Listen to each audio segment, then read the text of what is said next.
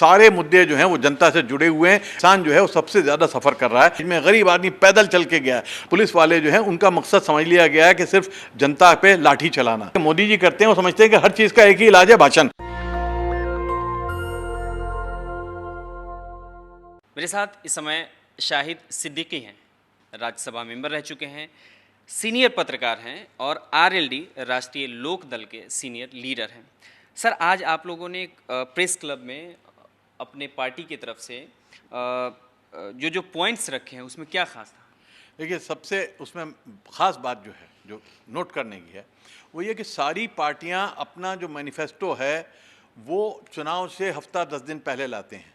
उनका मकसद लोगों को बताना नहीं होता, बल्कि लोगों को लुभाना होता है या उनकी आंखों में धूल झोंकना होता है।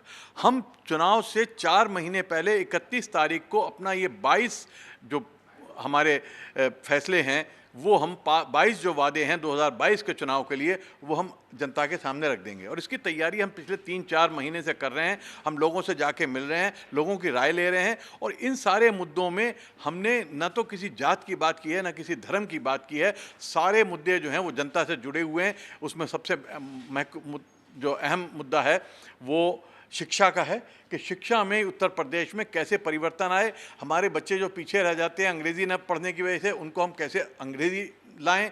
कैसे जो प्राइवेट स्कूल्स उनको लूट रहे हैं, उसके लिए हमने कार्यक्रम रखा है। हमने जो हमारे बच्चे आविष्कार करते हैं, नए नए इन्वेंशन करते हैं, उनके लिए हमने रखा है कि जो इस तरह के इन्वेंशन सामने आएंगे उनको हम स्टार्टअप्स के लिए 1 करोड़ रुपए का हम जो है डॉक्टर अब्दुल कलाम के नाम से हम उनको इनाम देंगे। इस सब पुलिस जो है एक बहुत बड़ा मसला है। पुलिस के अंदर हमने परिवर्तन के लिए कहा है कि महिलाओं को 50% जो है नई भर्तियां जो होंगी 50% उसमें महिलाओं के लिए होंगी, ताकि ज़्यादा से ज़्यादा महिलाएं पुलिस में आएँ, उनकी सुरक्षा का काम कर सकें। उसी तरह से पुलिस के जो 18 घंटे, 20 घंटे, 22 घंटे उन्हें काम करना पड़ता है बगैर सोए, उनको जो है 8 घंटे से ज़्यादा की ड्यूटी ना हो। जो अगर ड्यूटी ज़्यादा हो तो उनको जो है वो ओवर टाइम दिया जाए। और इसी तरह से हमने जो है किसानों के लिए बड़े परिवर्तन का सोचा है, क्योंकि किसान जो है वो सबसे ज़्यादा सफ़र कर रहा है, और किसान को जब तक आप नहीं उसकी हालत को सुधारेंगे, देश की इकोनॉमी नहीं सुधर सकती। इस तरह जो शहरी मज़दूर है, उस शहरी मज़दूर के लिए हमने माननीय काशीराम जी के नाम से एक शहरी मज़दूर योजना शुरू करेंगे कि जिसमें शहर में रहने वाले जो मज़दूर हैं उनके साथ बहुत परेशानी होती है, उनको नौकरी नहीं मिलती, वो मारे मारे घूमते हैं। आपने देखा कि कोरोना जब फैला है तो करोड़ों लाखों की तादाद में बिहार में, उत्तर प्रदेश में, मध्य प्रदेश में गरीब आदमी पैदल चल के गया है। तो उनको रोज़गार के लिए हम जो है मनरेगा के अंतर्गत एक कार्यक्रम रखेंगे कि उनको भी उसमें हिस्सेदारी मिल सके। तो इस तरीके से बहुत सारे हमारे 22 संकल्प आएंगे जो 31 तारीख को आप लोगों के सामने होंगे। अभी जिसकी बात कर रहे हैं आपके पुलिस में जो अभी भर्ती मतलब वैकेंसीज़ हैं, जो खाली सीट पड़ी है उसको फुल करेंगे और महिलाओं की तादाद संख्या उसमें बढ़ाएंगे। लेकिन सबसे बड़ा सवाल उत्तर प्रदेश में पुलिस पे महिलाओं की संख्या को लेकर नहीं है, बल्कि उस कानूनी व्यवस्था को लेकर, उस पर क्या करेंगे? उसके भी हमने पूरा प्लान दिया है कि हम 2 हिस्सों में बांटेंगे हर थाने को। एक इन्वेस्टिगेटिव होगी, एक लॉ एंड ऑर्डर की होगी। अभी क्या होता है कि ना तो इन्वेस्टिगेशन ठीक तरह से होती है, आदमी 8-8 महीने, 12-12 महीने पड़ा रहता है, उसका चार्जशीट तक फाइल नहीं होती है। इस वजह उसकी होती है कि लोग पुलिस वाले जो हैं उनका मकसद समझ लिया गया है कि सिर्फ जनता पे लाठी चलाना। तो उसको हम पूरे व्यवस्था को बदलेंगे। दूसरे जो लीगल जो हमारा जस्टिस सिस्टम है वो उत्तर प्रदेश एक देश के बराबर है। अगर देश होता तो दुनिया का 6ठा सबसे बड़ा देश होता ये।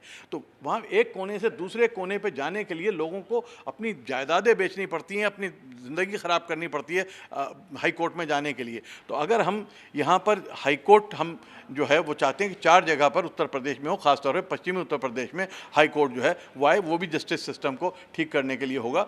तो बहुत सारे इसमें परिवर्तन हम लाएंगे, और ये परिवर्तन ही बुनियादी परिवर्तन है, क्योंकि सिर्फ बातें करने से या भाषण करने से, जैसा कि मोदी जी करते हैं, वो समझते हैं कि हर चीज़ का एक ही इलाज है भाषण, कि एक बढ़िया सा भाषण दे दो, अच्छे अच्छे जुमले बोल दो और उसके बाद उसे भूल जाओ। हम वो नहीं कर रहे हैं। हम इसीलिए पहले से ला रहे हैं कि एक एक आदमी को याद हो जाए कि हमारा संकल्प क्या है और हमारा गिरबान पकड़े जब हम कल सत्ता में आए। सर, आप सामाजिक और आर्थिक परिवर्तन की बार बार इसकी वकालत करते हैं, बात करते हैं। ये 80% से ज़्यादा लोग वहाँ पे गरीब हैं। ऐसे में उत्तर प्रदेश में आप कैसे ये परिवर्तन लाएंगे, आर्थिक परिवर्तन? आर्थिक परिवर्तन ऐसे ही तो आता नहीं, इसलिए तो ज़रूरी है कि प्रतिशत लोग जो है गरीब हैं, इसीलिए आर्थिक परिवर्तन की ज़रूरत है।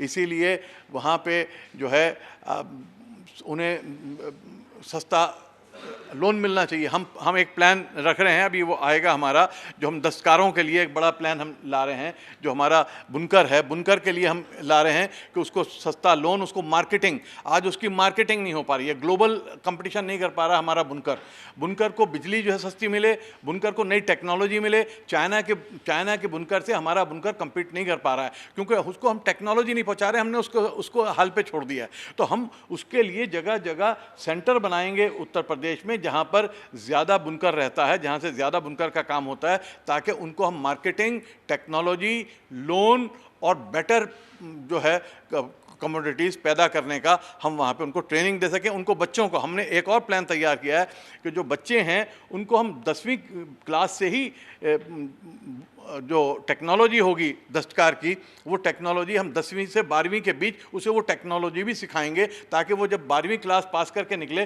तो वो बेकार ना हो, बल्कि वो अपने परिवार के ही काम को बेहतर तरीके से संभाल सके और उसको ऊंचाई तक ले जा सके। ये हमारे साथ बहुत शुक्रिया सर। ये हमारे साथ शाहिद सिद्दीकी साहब थे, जो आरएलडी की तरफ से आज प्रेस क्लब में मैनिफेस्टो जो संकल्प पत्र है वो उन्होंने जारी किया था। कैमरामैन आशीष ठाकुर के साथ मैं Jasim ul Haq, press club national Dastak.